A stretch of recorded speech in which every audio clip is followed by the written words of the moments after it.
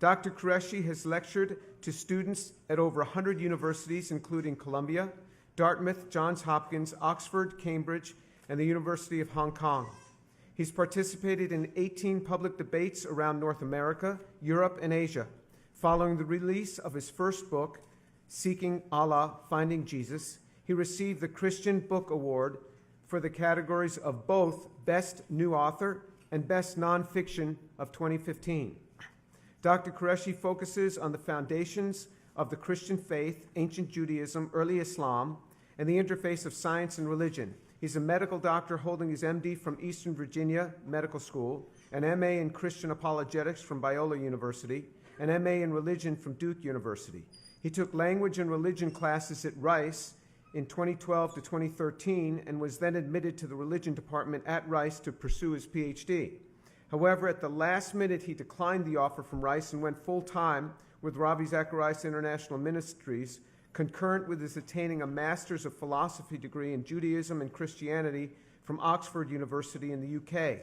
He's currently pursuing a doctorate in New Testament studies at Oxford University. He's a busy guy, and there's a lot going on here. Something which Dr. Qureshi has been quite public about is that he returned to Houston in the summer of 2016 for treatment at MD Anderson Cancer Center after receiving the diagnosis of stage 4 stomach cancer with a projected survival period of 9 months and a 4% chance of recovery.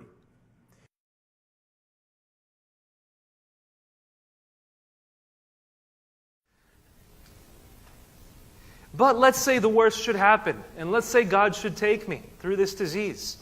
I had all these months to prepare for it. I had all this time to spend with my wife and my daughter, more memories to make, loose ends to tie up, tell my parents I love them, write more works, write more things to tell the world. This didn't have to happen. God could have taken my life just like that. The end could have come just like that. It happens for people all around the world. So who am I to say that this is a tragedy of the worst order? It's not. There's much worse that's going on in the world today.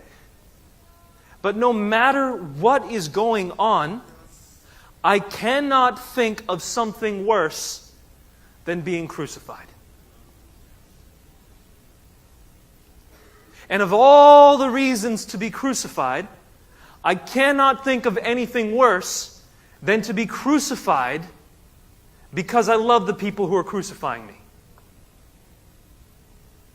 To save the very people who are crucifying me. That is the worst.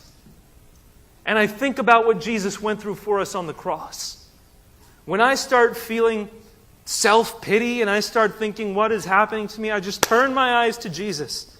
I say, Jesus, what you did for me on the cross far outweighs anything I'm going through right now. There is nothing I am going through that compares to what you went through for me. I will not forsake His name. In the face of any pain, in the face of any suffering, I will not forsake His name.